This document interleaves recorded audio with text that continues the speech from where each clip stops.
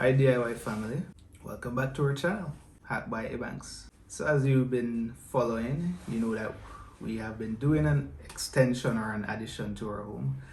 And one of the big cost items that you definitely have to consider is labor costs, because you need laborers to build your structure. It's not only looking on the cost, but you need to ensure that you're getting persons that you can trust and that will deliver good quality work. Even before we started our research, we went and got a estimate from a contractor. So it took a while.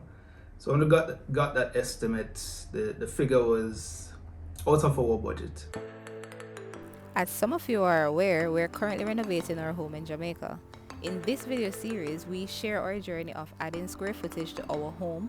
We share our experience from planning phase to finishes and all the ins and outs of building in Jamaica as we know it. We hope you follow along on our journey and be inspired to buy a fixer property in Jamaica too.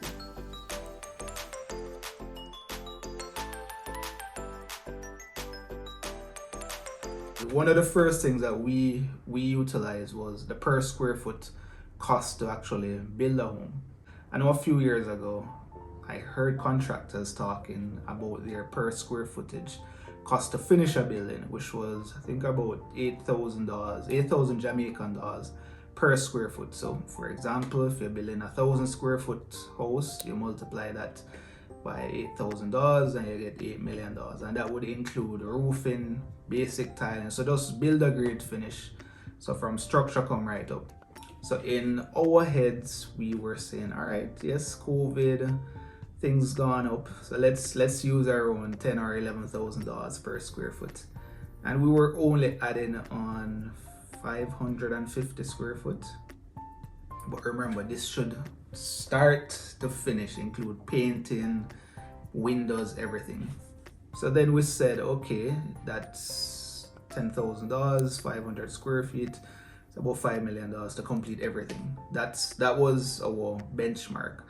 But we didn't want to complete everything, or well, we couldn't complete everything. So we have to take it in stages. So then we started to calculate ourselves in terms of what it would take to start the foundation, what it would take to do electrical, to plumbing, all of these little items. And there was a spreadsheet that we saw online that came in very handy. So I've seen two names of it. So it's either the independent contractors rate sheet or the master builders rate sheet. The one that we used was 2020 to 2022, so it was the most updated version of the rate sheet. And that rate sheet had literally estimated pricing for everything to do with building a house, literally even installing a toilet paper holder. It went that detailed. So per square foot costs for laying a block, or per block, how much to rough gas a house, how much to render a house, how much to per ton of steel, or how much to lay a tile. It was literally that detailed. I think that took maybe a few weeks to just go through it and start to imagine, okay, what do you need to do to start building? Okay, yes, you're going to dig the foundation. How do you charge to build the foundation? So in the sheet I saw that it charged based on the depth of the foundation and how much square foot, or sometimes you hear square meters, that they charge. So we had our budget, and then we went out and got some more estimates from contractor. Well, not contractor. I think we got from one more contractor, and then we said, all right, we're going to be the contractor. So we started getting costs from workmen, meaning laborers. And some of the key laborers that you need for sure: a mason, possibly a carpenter, because if you're going to do decking, if you're going to be casting like columns, lintels, beams, all of these, you need some carpentry work. Or you can find a mason that literally does everything. So we have mason, carpenter, you need an electrician, you need a plumber, you need someone to do steel work. So in our instance, we actually got someone dedicated to completing the steel work. And those are the main persons that you need in terms of labor. So we had a plumber and we had our electrician separate. What we really wanted was the masonry work, the carpentry, the steel work, the block work, those type of stuff. Alright guys, so we're going to get into some exact numbers. So put on your maths hat.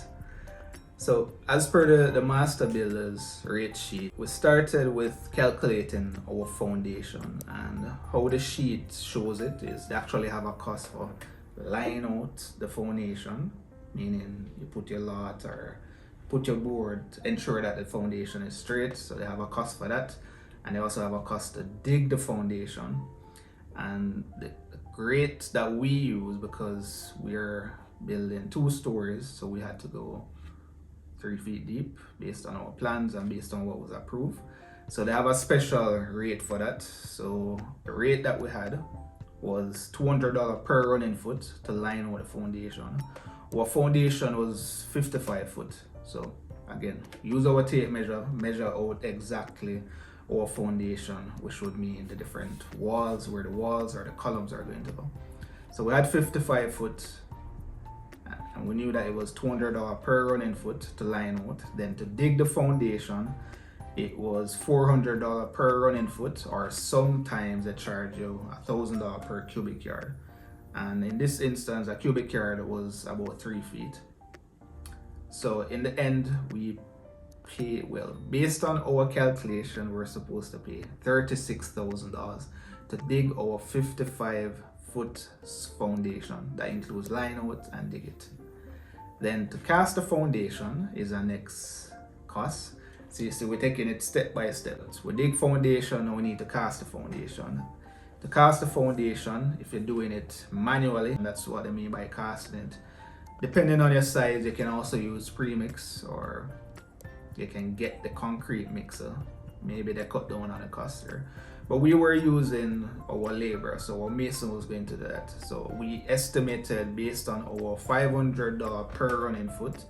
Remember, we had about 55 foot or square foot for our foundation. So we estimated around $30,000 in terms of our budget to cast the foundation.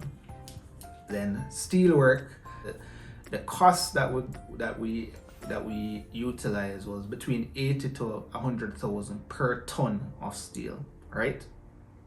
And then the sheet also spoke about 3/8 links, so $400 per dozen. Then 3/8 stirrups, $500 per dozen. So we had that estimate, and in our calculation, it worked out to around $140,000, which I think is understated.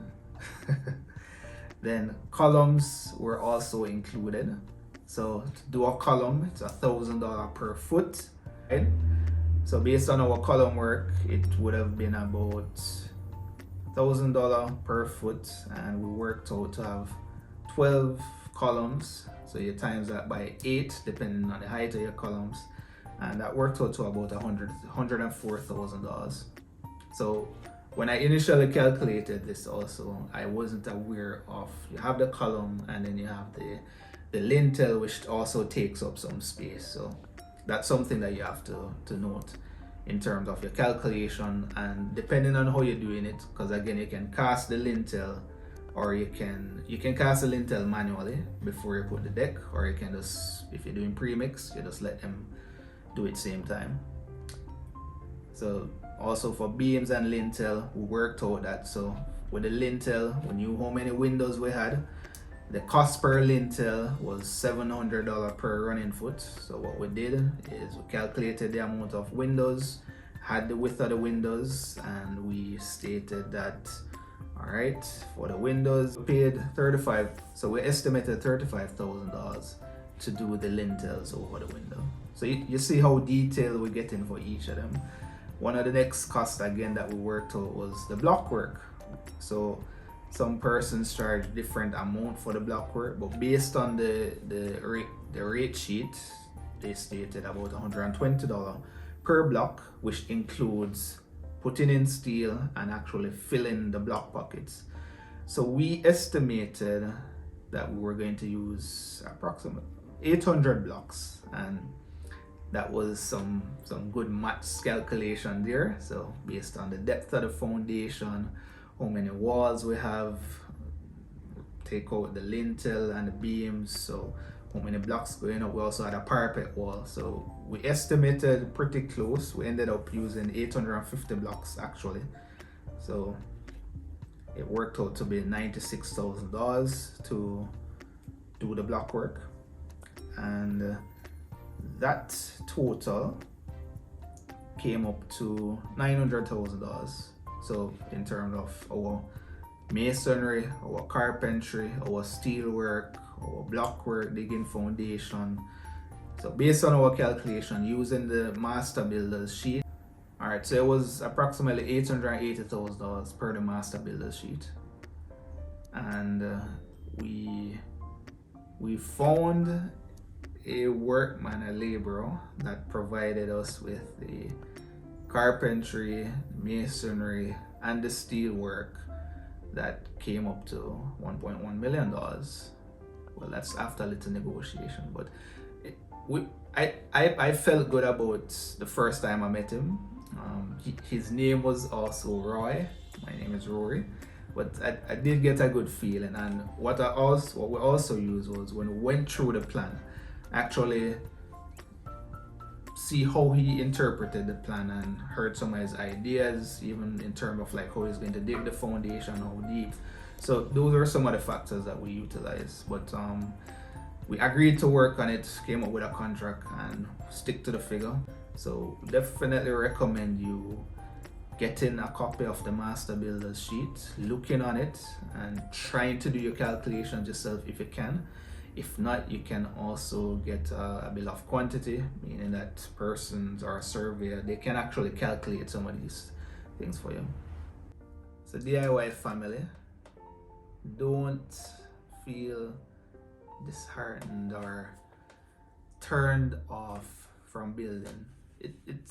It may seem daunting, it may seem difficult at times, but if you plan it out and don't pressure yourself, you can take it step by step.